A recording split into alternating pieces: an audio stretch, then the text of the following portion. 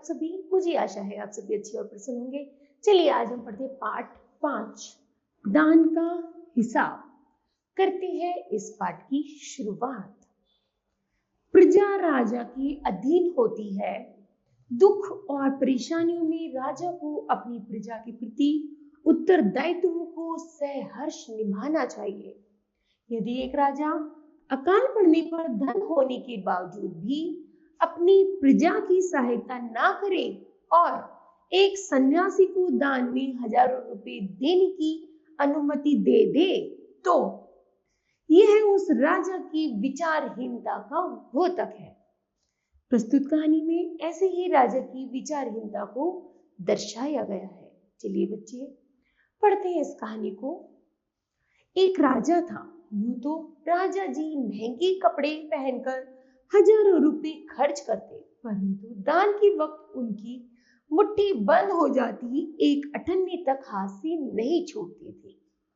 राजा जी की सभा में एक से एक नामी लोग आते रहते, लेकिन गरीब, दुखी, विद्वान और सज्जन लोगों का उनकी सभा में कोई सम्मान नहीं होता था। एक बार उनके देश की पश्चिमी सीमा की ओर अकाल पड़ गया। लोग भूख प्यास से मरने लगे। इस घटना की खबर लोगों ने राजा को दी, तो वे बोले, यह तो भगवान की मार है, इसमें मेरा क्या कसूर। लोगों ने कहा, महाराज राज भंडार से हमारी सहायता करने की कृपा करें, जिससे हम लोग दूसरे देशों से अनाज खरीद कर अपनी जान बचा सके। राजा ने कहा, आज तुम लोग अकाल से पीड़ित हो, कल पता चलेगा कि कहीं बाढ़ आई है, परसों कोई कहेगा कि कुछ लोग बहुत गरीब हैं, 2 वक्त की रोटी नहीं जुटती। इस तरह सभी की सहायता करते करते जब राज भंडार खत्म हो जाएगा, तब तो मैं खुद भी दिवालिया हो जाऊंगा। यह सुनकर सभी निराश होकर लौट गए। इधर अकाल का प्रकोप फैलता ही जा रहा था। प्रतिदिन कितने ही लोग भूख से मरने लगे। लोग दुखी और निराश होकर एक बार फिर राजा के पास गए। उन्होंने राजसभा में गुहार लगाई, दुहाई हो महाराज, आपसे ज्यादा कुछ नहीं चाहते, सिर्फ 20,000 रुपए हमें दे दीजिए, तो हम आधा पेट भरकर भी जिंदा रह जाएंगे। राजा ने कहा, 20,000 रुपए भी क्या तुम्हें कम लग रहे हैं? इतने कष्टों में जीवित रहने से क्या लाभ। एक व्यक्ति ने हिम्मत बटोरकर कहा, भगवान की कृपा से करोड़ों रुपए राजकोष में मौजूद है, जैसे धन का सागर हो। उसमें से एक आध लोटा ले लिया जाए तो महाराज का क्या नुकसान हो जाएगा। राजा ने कहा, राजकोष में अधिक धन है तो क्या, उसे दोनों हाथों से लुटा दो। एक अन्य व्यक्ति कहने लगा, महाराज महल में प्रतिदिन लाखों रुपए इन सुगंधित वस्त्रों, मनोरंजन और महल की सजावट में खर्च होते हैं।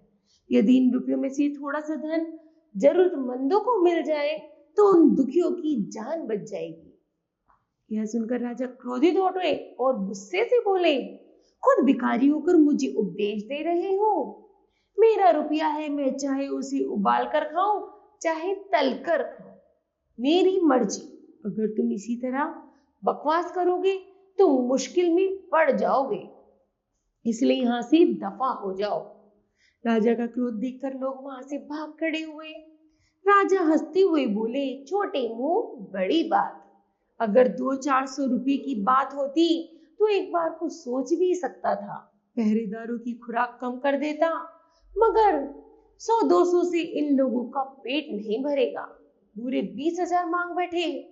इन छोटे लोगों के कारण नाक में दम हो गया है।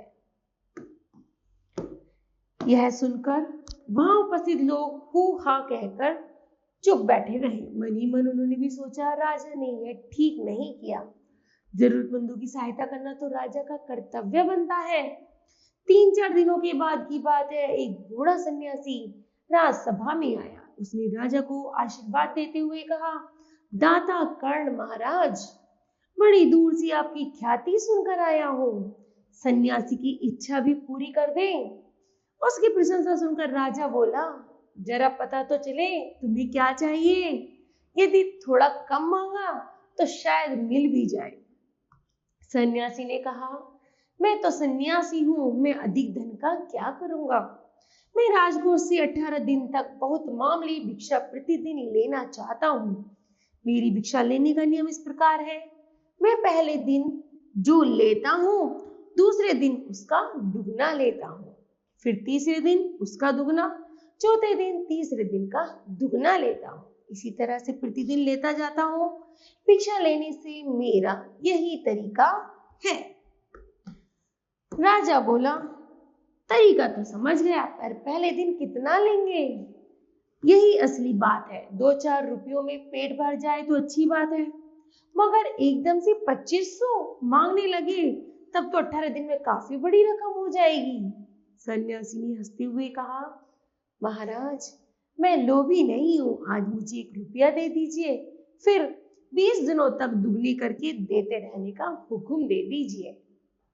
यह सुनकर राजा, मंत्री और दरबारी सभी की जान में जान आई। राजा ने हुक्म दिया कि सन्यासी के कहे अनुसार 18 दिनों तक राजकोष से उन्हें भिक्षा दी जाए। सन्यासी राजा की जय जयकार करते हुए लौट गया। राजा के हुक्म के अनुसार राजभंडारी प्रतिदिन हिसाब करके सन्यासी को भिक्षा देने लगा।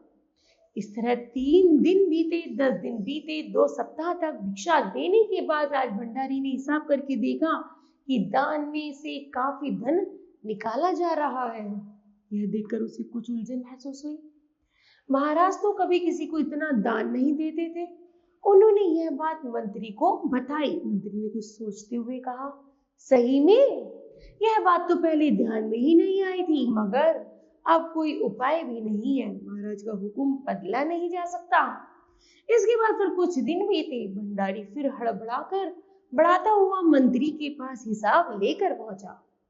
हिसाब देखकर मंत्री का चेहरा फीका पड़ गया। वह अपना पसीना पोंछकर, सिर खुजलाकर, दाढ़ी पर हाथ फेरते हुए बोला, यह क्या कह रहे हो? अभी से इतना धन चला गया तो फिर 18 दिनों के अंत में कितने रुपए होंगे? भंडारी बोला, जी पूरा हिसाब तो नहीं किया है। मंत्री ने कहा, तुरंत बैठकर अभी पूरा हिसाब करें। भंडारी हिसाब लेकर बैठ गया। मंत्री महोदय अपने माथे पर बर्फ की पट्टी लगाकर तेजी से पंखा झलवाने लगे। कुछ ही देर में भंडारी ने पूरा हिसाब बना लिया। मंत्री ने पूछा, कुल मिलाकर कितना हुआ? भंडारी ने हाथ जोड़कर कहा, मंत्री जी 2,62,143 रुपए। मंत्री गुस्से से बोला, मजाक कर रहे हो?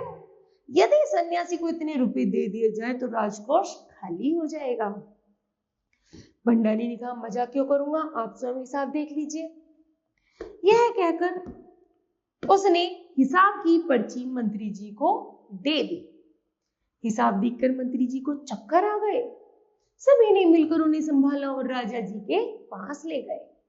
राजा ने पूछा, क्या बात है? मंत्री जी बोले, महाराज राजकोष खाली होने जा रहा है।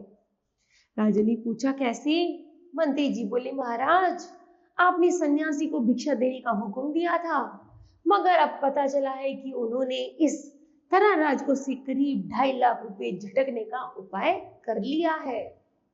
राजा ने गुस्से से कहा, मैंने इतने रुपए देने का आदेश तो नहीं दिया था, फिर इतने रुपए क्यों दिए जा रहे हैं? राजभंडारी को बुलाओ। मंत्री जी ने कहा, जी सब कुछ आपके हुक्म के अनुसार ही हुआ है, आप खुद ही दान का हिसाब देख लीजिए। दान का हिसाब आता है, एक तरफ 18 दिन का हिसाब रखा जाता है, एक दिन रुपए रखे जाते हैं। पहला दिन 1 रुपया देता है, दूसरे दिन 2 रुपए, तीसरे दिन 2 का 4 रुपए, चौथा दिन 4 का 8 रुपए, पांचवा दिन 8 का 16 रुपए, छठा दिन 32 रुपए, सातवां दिन 64 रुपए और 8वां दिन 128 रुपए। उसी तरह 9वां दिन 256 रुपए, 10वां दिन 512 रुपए, 11वां दिन 1024 रुपए, 12वां दिन 2048 रुपए, 13वां दिन 4096 रुपए, 14 दिन 8,192 रुपए। 15वां दिन 16,384 रुपए। 16वां दिन 32,768 रुपए। 17वां दिन 65,536 रुपए। और जैसे 18 दिन आता है तो 1,31,072 रुपए और कुल मिलाकर उसका हो गया 2,62,143 रुपए। राजा ने उसे एक बार देखा, 2 बार देखा, इसके बाद वह भी बेहोश हो गया। काफी कोशिशों के बाद उनके होश में आ जाने पर लोग सन्यासी को बुलाने के लिए दौड़े। सन्यासी के आते ही राजा रोते उनके पैरों पर गिर पड़ा। बोला, दुहाई है सन्यासी महाराज, मुझे इस तरह जान माल से मत मारिए।